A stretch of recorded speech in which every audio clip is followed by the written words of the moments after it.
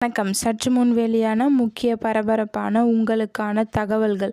பொதுமக்களின் கவனத்திற்கு, ஜூலை 9ஆம் தேதி ஆட்டோ, பஸ் ஓடாது. இதை பற்றி தகவல்களை தான் இந்த வீடியோவில் பார்க்க போகிறோம்.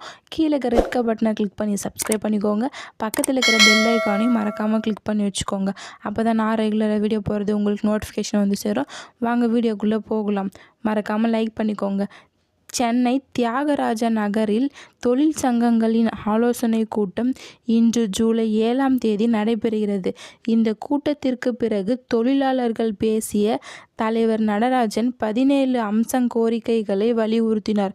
நாடு தழுவிய போது வேலை நிறுத்தத்தை மேற்கொள்வதற்கான முடிவு செய்யப்பட்டுள்ளது. அதன்படி வரும் 9ஆம் தேதி நாடு தழுவிய அளவில் மத்திய தொழிற்சங்கங்கள் வேலை நிறுத்த போராட்டங்கள் ஈடுபட்டுள்ளன. விலைவாசி உயர்வை கட்டுப்படுத்துதல், வேலை வாய்ப்பின்மை, மத்திய பொதுத்துறை நிறுவனங்களின் காலி பணியிடங்களை நிரப்புதல், பொதுத்துறையில் தனியார் வசம் ஒப்படைக்கக்கூடாது, நிறுத்தி அமைக்கப்பட்ட 44 தொழிலாளர் நலச்சங்கங்களை திரும்ப பெற வேண்டும் உள்ளிட்ட 17 அம்ச கோரிக்கைகளை வலியுறுத்தி அகில இந்திய அளவில் வேலை நிறுத்த போராட்டமானது நடைபெற்று உள்ளது.